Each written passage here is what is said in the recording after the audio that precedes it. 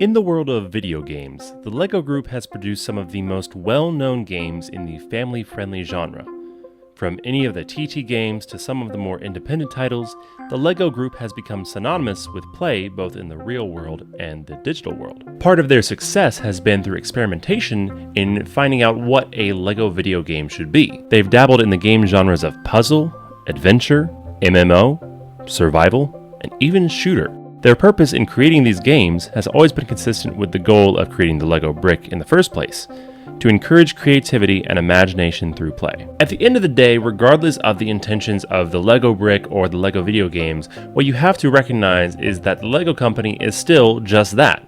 It's a company. The games and the TV shows that are made for the Lego Group have a separate purpose for also being able to advertise for the toys that they make. This is not a new concept.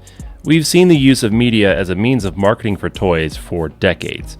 Kids enjoy getting lost in a story and want to play out those same experiences at home. This was very common in the 80s and 90s, but in the late 90s, as the internet was starting to grow in popularity, there was a new form of marketing. You see, the internet was a strange place in the late 90s. People were still trying to figure out what to do with it, how to use it, what was it good for. One of the efforts that was made fairly early on was the idea of interactive browser games. Companies like the toothpaste company Colgate would advertise that they had a new game on their website for the kids to enjoy, with the goal being to get as much traffic on their site as possible. This is also before internet shopping was as big as it is now, so you have to remember the appeal of getting people to your website was primarily for marketing purposes. Browser games became almost their own genre of video games by the early 2000s, with some websites dedicated to hosting games that were not tied to a company's marketing efforts. The Lego Group was a part of this effort and released their first web browser game in the late 90s. Unfortunately, a lot of the games that they created have been lost to time, and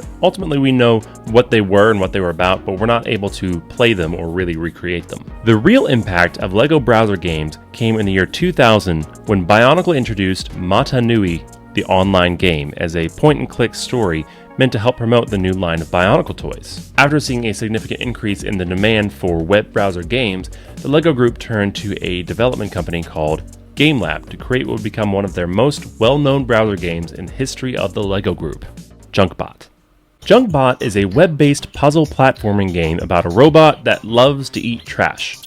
Unlike your typical platforming game, or like most games for that matter, you don't control the character.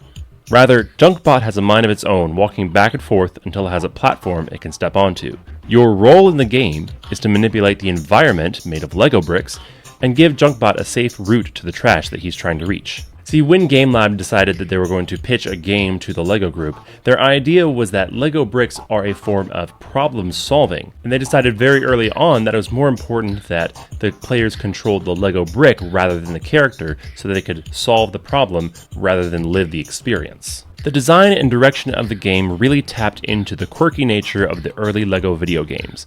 The concept of a robot being obsessed with eating trash is something silly in itself, but even in the design of Junkbot, there's something about the stone-faced side-eye that adds a lot of humor to the experience. Over the years, Junkbot has become a cult classic and has its own following, with many people making their own builds of the character himself or of some of the level design. There are even a few official Easter eggs in more modern Lego sets, with appearances in Ninjago, Haunted House, and even in the 2025 arcade machine. Aside from the obvious things that made Junkbot quirky and funny, it was also something that went against the typical rules of game development. See, during early play testing of the basic game mechanic, the developers at GameLab discovered that their game was boring.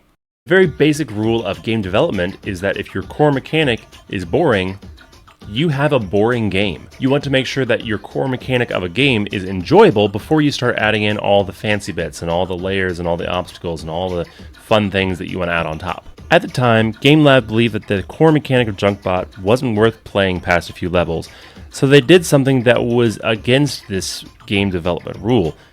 They fixed their boring game not by changing the core mechanic, but by adding all of the flashy stuff. Robots, lasers, dripping water, power switches, anything that could get in the way of Junkbot completing his goal.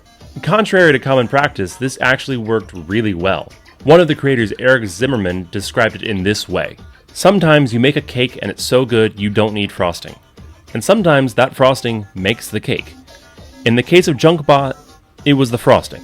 Going against the typical development style and even some of the typical ideas for what a video game should be at the time were all attributes that made Junkbot so memorable and so unique. And those same ideas of breaking rules and going against the norm could also be said for the music of the game. When you play through Junkbot, part of what is so enjoyable about it is the combination of something so common like trash and the silly method in which you are meant to dispose of the trash. Similarly, the music for Junkbot is grounded in something familiar, synthesizers and dance-inspired drums, but the game itself has a quirky nature to it, and so the music needed to have the same.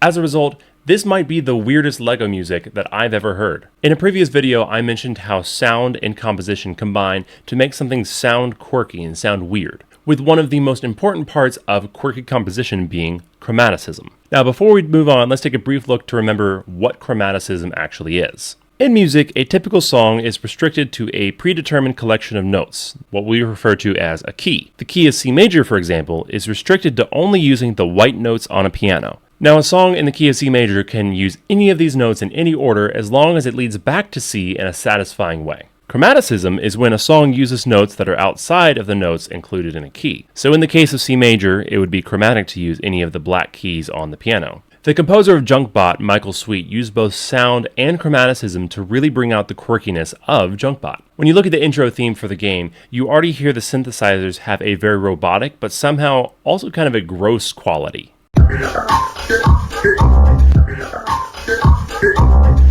But his use of chromaticism is heard best in this section with the strings.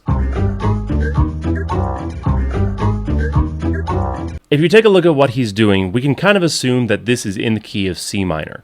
And this short melody steps out of the key twice, with the most obvious chromaticism being this F sharp. What makes this melody so interesting is that the key itself is actually a point of debate. You could argue that he's in the key of C minor and that he's using the E natural and the F sharp as the chromatic notes of the melody. But you could also argue that the piece is in C major and the chromaticism is in the A flat, E flat, and F sharp. Personally, I think it's in C minor. I think that's what makes the most sense. But when you listen to it, the ambiguity is part of what makes it sound so quirky and weird.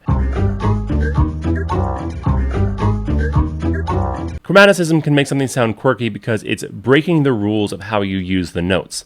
But there's another way to break the rules to make something sound quirky when it comes to rhythm. This is called syncopation. A typical song is measured in 4 beats. You can take most pop songs and count 1, 2, 3, 4. Within those 4 beats, there are ways we can divide them by splitting them in half and adding the word "and" in between. In music, there is a hierarchy of strength within these beats. The numbers 1 through 4 are considered strong beats because that's where you expect a beat to be. So the concept of syncopation is when you place emphasis on any beat that is not a strong beat. And a lot of times that involves completely taking away the strong beats entirely. Syncopation brings a lot of opportunities for experimentation, but obviously the more experimentation there is, the weirder it's going to sound. This track probably has the best example of syncopation.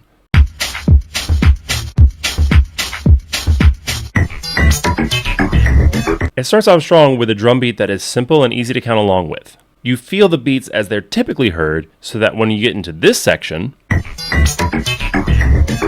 the strangeness of the rhythm sticks out even more.